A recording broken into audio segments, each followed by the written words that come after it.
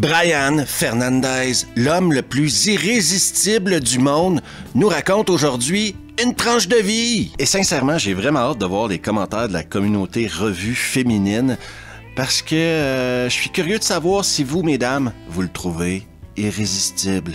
Aujourd'hui, je pioche dans le projet de vanité, dans l'Ego-sploitation de 2019. Toxique obsession. Et ça commence maintenant.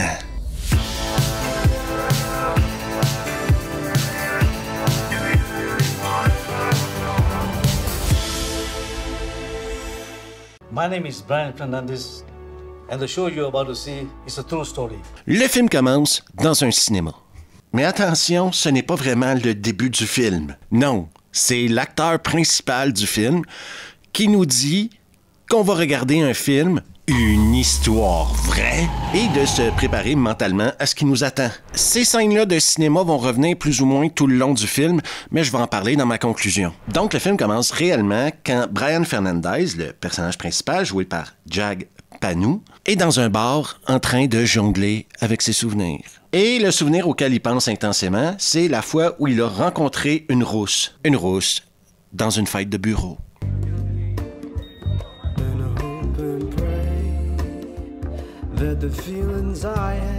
Tout fonctionne ici, attention, hein, parce que là, on est dans la kitscherie à fond. Là. Même si tu te dirais, je veux faire un truc super kitsch, OK? T'arriverais pas à le faire comme lui le fait présentement.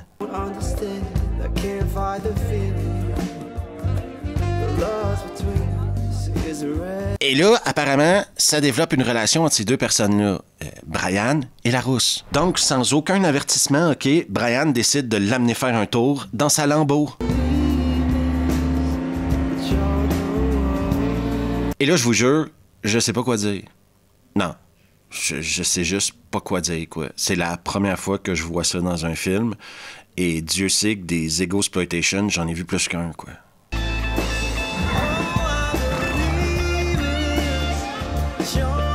Le lendemain, au bureau, OK? Là, je dis le lendemain, j'utilise des termes de temps assez librement ici. Hein? Donc, au bureau, le lendemain, eh bien, il rencontre sa nouvelle stagiaire qui a l'air vachement professionnelle. Hi.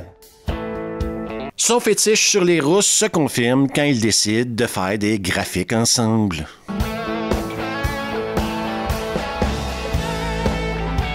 Remarquez que le harcèlement sexuel au travail, tout le monde s'en fout.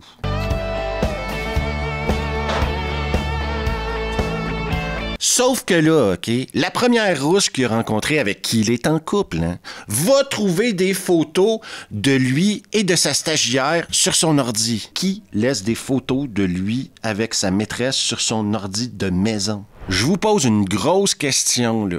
Qui prend le temps d'aller prendre des photos avec un tigre et sa maîtresse?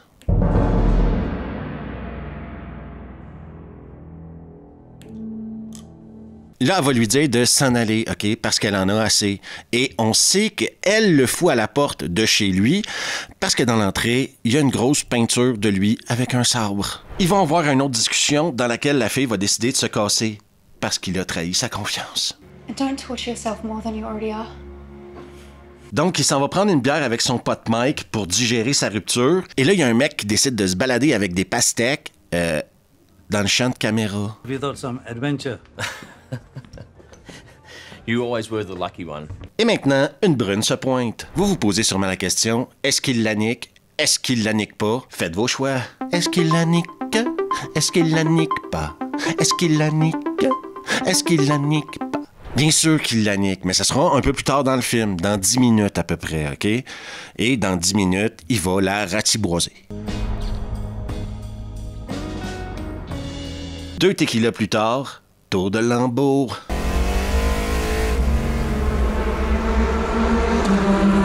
La stagiaire rousse a appris qu'il a forniqué avec une brune, donc elle devient folle. Oui, elle devient complètement folle. Elle l'appelle pour lui lancer des bêtises. You're a cheap, lousy bastard. You fucking know that. Goodbye. No one does this to me. Et là, dans un plan, à un moment donné, tu vois un léger détail. Il a reçu un flingue en tant que récompense comme employé du mois. quel genre d'entreprise donne un flingue comme récompense à ses employés du mois?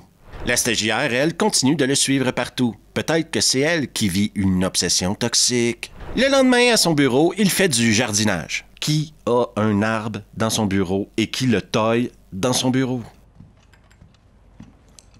Thanks, Jasmine. Son jardinage est interrompu quand la rousse stagiaire se pointe, OK? Et là, tu vois qu'elle a la haine dans les yeux. Et elle commence à porter du rouge à lèvres noir. Ça veut dire qu'elle devient de plus en plus diabolique. The truth that you're a backstabbing lying piece of shit! Retour à la première rousse maintenant, qui revient chez Brian et lui pardonne tout. Elle est rentrée chez lui par infraction probablement, mais elle décide de tout lui pardonner. En plus de tout lui pardonner, elle lui offre son corps. In fact, you can have every part of me right now. Pour ceux qui se posaient la question, je crois que oui, même les acteurs doivent faire des travails alimentaires des fois. La stagiaire, toujours fâchée, décide de mettre le feu à sa lambeau. Remarquez l'adresse avec laquelle Brian Fernandez se déplace. Maintenant, c'est l'heure d'un homme et sa moustache.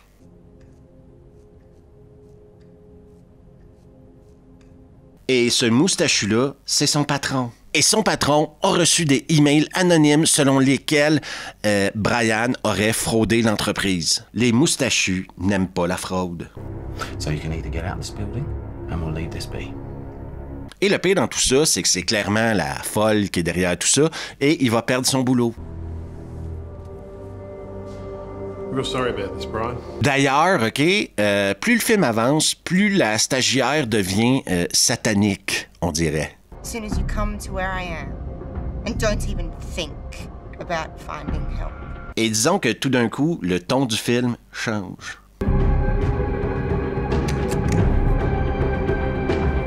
Brian décide d'aller la rencontrer pour essayer de la raisonner. Bien sûr, c'est un romantique dans l'âme. Sauf que, boum, révélation.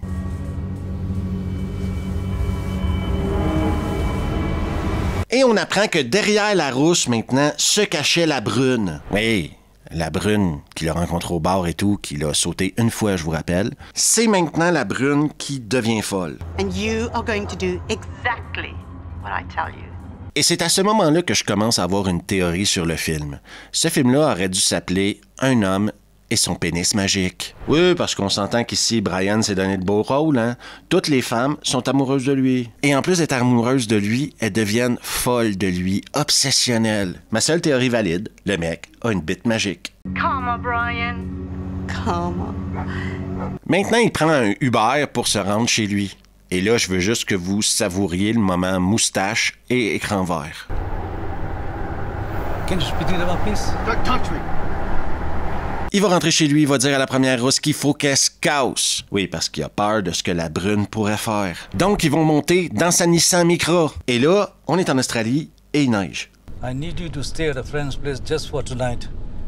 L'autre question que vous risquez de vous poser, si vous êtes comme moi, c'est combien de mecs propriétaires de Lambo ont des Nissan Micra comme deuxième voiture. Le film passe maintenant en noir et blanc parce qu'il va rencontrer un détective privé. Le noir et blanc, c'est utile pour ça. Ça devient tout de suite plus sérieux en noir et blanc. You don't look like a private eye. That's kind of the point, ain't it? I mean, just because I am doesn't mean I have to look it. Attention tout le monde, on se prépare à une grosse connerie. It's like she's got some kind of toxic obsession. Et on apprend que le détective privé, en fin de compte, travaille aussi pour la brune. Pouf. I was able to read, listen, or block any incoming call or text message. Là, je sais plus quoi dire. Le mec arrive chez lui et il a un bouton panique dans son entrée. Mais genre, un bouton panique comme ça, écrit panique dessus. C'est utile pour plus tard. Mais plus grave encore, il apprend que c'est pas juste la brune qui est derrière tout ce qui se passe. Il y a aussi la première rousse qui est de connivence avec la brune. Shirley. Hi, Brian. Hey, everyone. La rousse et la brune sont lesbiennes. La théorie de la bite magique prend tout son sens. Ensuite, pourquoi est-ce qu'ils veulent se venger de lui, sachant que c'est grâce à lui qu'elles se sont trouvées et qu'elles sont tombées en amour? Oui, je sais, je me pose ce genre de questions-là, moi, quand j'écoute ce genre de film-là. On a un énorme reculon, OK, où on apprend que la brune était derrière tout ça depuis le début. C'est elle qui a recruté la stagiaire, c'est elle qui a amené la rousse avec elle, c'est elle qui a fait bosser le détective privé, c'est elle qui s'est arrangée pour que sa lambeau prenne en feu, c'est elle qui s'est arrangée pour qu'il se fasse virer de son boulot. Il y avait juste à pas coucher avec elle une fois puis pas la rappeler, OK? Une bite magique vient avec de grandes responsabilités. Apparently, Brian's done worse to her than he has to both of us. Avec 10 minutes à faire au film, la rousse, la première bien sûr, commence à remettre en question les motivations de la brune. Elle lui dit « Mais pourquoi t'as tué son chat? » « Ouais, je vous l'ai pas dit, mais elle a tué son chat. » « Et pourquoi t'as tué la stagiaire? » « Oui, parce qu'elle a tué la stagiaire aussi. » « Et pourquoi t'as fait cramer sa lambeau? » « Eh ben ça, c'est parce que c'était drôle. » Didn't I tell you girls it would be fun? Oh, what have we done? Son objectif maintenant, la brune, est hyper simple. Torturer Brian qui est attaché sur la table de cuisine. Shelley, are you really helping her? Sorry, Brian. Sauf que souvenez-vous qu'il a appuyé sur le bouton de panique plus tôt dans le film. Donc, 2 mecs arrivent, dont un avec une splendide moustache. And the license plate's from out of town. So what gives? Est-ce qu'il joue des policiers? Est-ce qu'il joue des agents de sécurité? C'est vraiment dur à dire. Une chose est certaine, il décide de s'en aller quand même. C'est ce genre de film-là. It's funny, it doesn't match the photo. Let's check it when we get back to the station. Pour votre information, la brune a empoisonné la bière du détective, donc il va mourir empoisonné. Et là, c'est la folie. The only fucking reason we are here now is because of him. C'est quoi le plan, là? C'est quoi ça? Ah! La brune, maintenant, va tuer la rousse, parce que la brune, elle tue des gens dans ce film-là. So sorry. Le plan de la brune est simple. Tuer Brian et se suicider. After I'm done with you, what's left of you? They'll find my body here too. Sauf qu'avant de le tuer, elle veut lui couper la bite. Encore une fois, ma théorie de bite magique, je suis dessus, je pense. I will remove your manhood. Sauf que Brian ne se le laissera pas faire.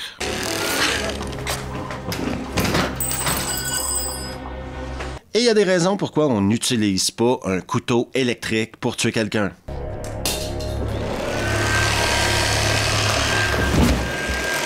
Non, sérieux. Tu utilises un couteau manuel. T'as pas besoin qu'il soit électrique pour tuer quelqu'un. Et c'est la fin de Toxic Obsession. Faut que je vous explique un peu la motivation de la brune dans ce film-là avant de passer à ma conclusion, OK? C'est tellement stupide et ridicule que j'en ai pas parlé dans la vidéo. Apparemment, OK, Brian aurait couché avec sa mère. Sa mère serait tombée enceinte et Brian se serait cassé parce que le gars veut pas être un homme de famille. Plus tard, pas la même journée, là, plus tard, il aurait tué la mère de la brune au volant de sa Lambeau. Et c'est pour ça que je vous en ai pas parlé. C'est totalement stupide. Déjà qu'il la mette enceinte puis qu'il se casse, OK, ça j'aurais pu y croire, mais qu'en plus, il la tue au volant de sa Lambeau. Un peu exagéré, quoi. Parlant d'exagération, je vais mettre un astérix à ce film-là parce que c'est tellement con que pour moi, c'est presque impossible qu'ils aient pas fait exprès de faire un film aussi con que ça. Ça dépasse pas Champagne and Bullets ou Honorable Man, selon moi. Mais il reste quand même une possibilité que ce soit juste l'histoire d'un dentiste avec trop de pognon qui a décidé de faire un film avec sa troupe de théâtre communautaire. Vous connaissez ma passion pour l'ego-exploitation ou les vanity projects. Moi, j'adore ça, OK? C'est mon type de nanar préféré, je dirais. Quand un mec se donne à fond pour nous offrir une merde sans nom. Mais ici, j'ai vraiment pas le choix de mettre une astérix. Il y a trop d'indices qui me font croire qu'ils ont fait exprès, quoi. Les écrans verts tout pourris, faut que tu fasses exprès pour que ça soit aussi pourri que ça. Les fausses moustaches, faut que tu fasses exprès de mettre ce genre de moustache-là dans ton film. Et les pastèques. Les pastèques, c'est louche. Sinon, je le conseille bien sûr à tous les fans de nanar du genre. Vous allez passer un bon moment parce que c'est vraiment, vraiment, vraiment très con. Il n'existe pas de VF et il n'existe pas de sous-titres. Donc, c'est soit en VO original ou c'est rien. J'imagine que plus le film va faire le tour des chaînes YouTube qui font un peu ce que je fais, plus il y a de chances qu'il y aura des sous-titres un jour. Si Nanarland en parle un jour, il risque d'avoir des sous-titres qui apparaissent à quelque part. D'ailleurs, je remercie Nanarland, c'est eux qui m'ont fourni une copie du film parce qu'en plus, il est pas facile à trouver maintenant. Sinon, comme d'habitude, je vous rappelle que si vous voulez des vidéos non censurées, sans publicité et exclusives, eh bien, c'est sur Patreon que ça se passe. Et toi, qui n'es toujours pas abonné à YouTube, fais-toi plaisir et fais-moi plaisir en t'abonnant juste ici. Et surtout, n'oublie pas de partager la vidéo parce que le partage, c'est bien. En attendant, on se revoit la prochaine fois.